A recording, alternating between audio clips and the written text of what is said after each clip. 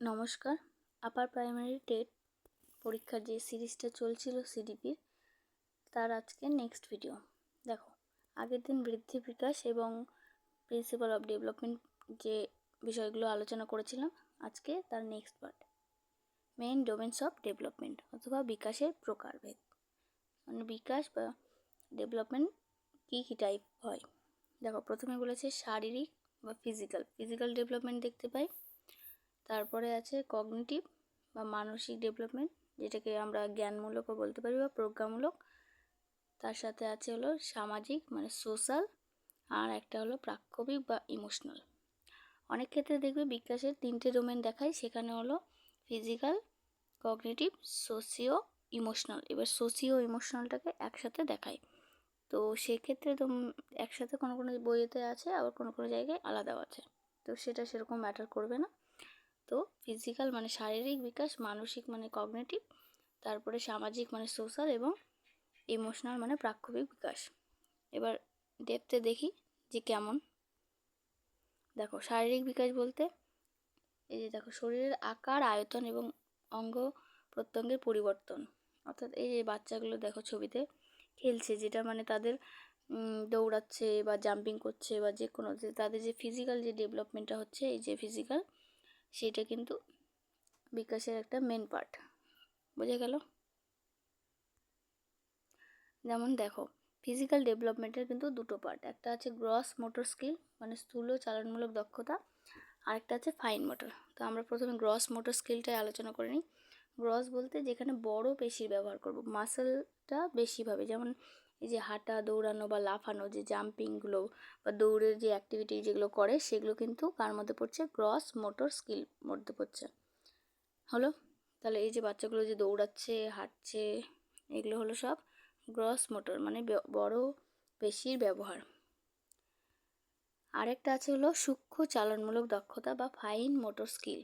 Fine motor স্কিলে দেখো ছোট পেশির ব্যবহার করছে, যেমন এই যে পেন্সিল ধরা, লেখা বা ছবি আঁকা। তার মানে বাচ্চা শুধু আগে দৌড়ঝাঁপ করলো এবং তারপরে ধীরে ধীরে যখন নিজের এই যে আঙ্গুলের উপর ব্যালেন্স করতে পারছে, কোনো ড্রয়িং করতে গেলে যে তাদেরকে পেন ধরতে গেলে বা পেন্সিল ধরতে গেলে যে আঙ্গুলের উপর ব্যালেন্স করতে হয়, সেটা কিন্তু তার মধ্যে পড়ছে ফাইন মোটর স্কিল। তাহলে ফিজিক্যাল ডেভেলপমেন্টের দুটো পার্ট, এটা হলো গ্রস মোটর আর একটা হলো ফাইন মোটর, অর্থাৎ জিএফ। যদি মনে না থাকে এভাবে মনে রাখবে, জিএফ।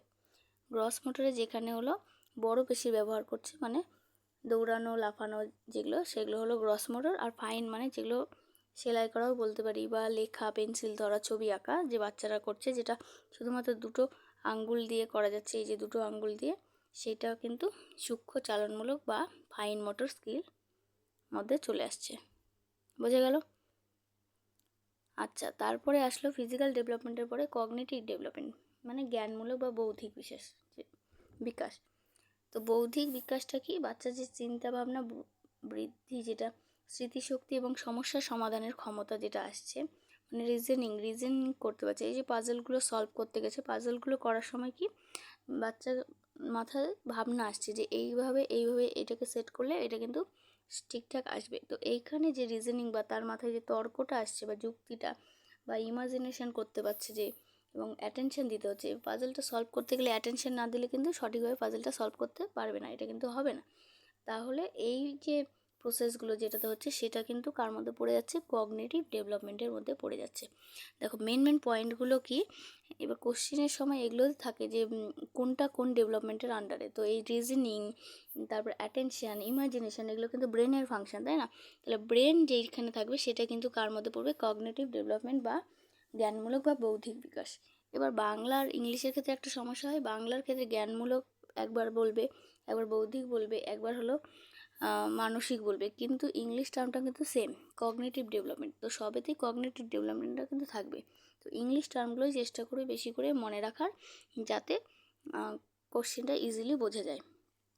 বোঝা গেল? তাহলে রিজনিং, মনোযোগ বা অ্যাটেনশন, যেটা ইমাজিনেশন করতে পারছে, সেগুলো কার মধ্যে চলে আসছে? কগনিটিভ ডেভেলপমেন্টের মধ্যে চলে আসছে। এবার বলা আছে এখানে, দেখো একটা বিশেষ দ্রষ্টব্য কেন দেওয়া হয়েছে, যে এই কগনিটিভ ডেভেলপমেন্টের থিওরিটা কিন্তু যে পিয়াজে ছিলেন বিজ্ঞানী, সুইডিশ বিজ্ঞানী, তার কিন্তু বিকাশের সাথে জড়িত। অর্থাৎ আমরা পরবর্তীকালে যে আরও থিওরিগুলো পড়বো, যেখানে জিন পিয়াজে আছে, তারপরে ভাইগটস্কি আছে, কোলবার্গ আছে, তো এই বিজ্ঞানীগুলোর মধ্যে কিন্তু এগুলো কিন্তু নির্মিতবাদের জনক, অর্থাৎ কনস্ট্রাকটিভিস্ট এরা বিশ্বাস করে। তো এদের এই জিন পিয়াজের যখন পড়বো থিওরি, তখন কিন্তু সেখানে আমরা এই কগনিটিভ ডেভেলপমেন্টটা কিন্তু আমরা মেনলি দেখতে পাবো। বোঝা গেল? তো এখন নর্মালি বিকাশের জন্য এই স্টেজটা পড়বো, কিন্তু তখন ডিটেলসে ভালো করে এই জিনিসটা কিন্তু পড়বো। হলো। নেক্সট দেখো সামাজিক বিকাশ বা সোশ্যাল ডেভেলপমেন্ট। এবার কোনো শিশু যদি মানে ছোটোবেলায় কি তার ফ্যামিলি থাকে হলো প্রাইমারি সোশ্যালাইজেশনের, আর হলো তারপরে সেকেন্ডারি থাকে কিন্তু তার স্কুল বা নেইবার যেটাই হোক। তাহলে শিশু কিন্তু প্রথমে বাড়িতেই মানে আশেপাশে বাবা মা বা দাদু ঠাকুমা বা যাদের সাথে মেশে তাদের সাথে ধীরে ধীরে ধীরে ধীরে কীভাবে তাদের সোশ্যাল যে ডেভেলপটা হয়, সামাজিক বিকাশটা হয়, সেটা কিন্তু ধীরে ধীরে প্রাইমারি থাকে ফ্যামিলি, আর তারপরে স্কুলে গেলে বিদ্যালয়ে গেলে আরও পরিবেশের সাথে মিশলে তখন ধীরে ধীরে ধীরে ধীরে কিন্তু তাদের এই সামাজিক বিকাশটা ঘটে। তো এখানে দুটো মেন পয়েন্ট মনে রাখবে যে সামাজিক বিকাশ এখানে কিন্তু মানে প্রাইমারি হলো কি, প্রাইমারি যেটা হলো ডেভেলপমেন্টের সেটা হলো কিন্তু ফ্যামিলি।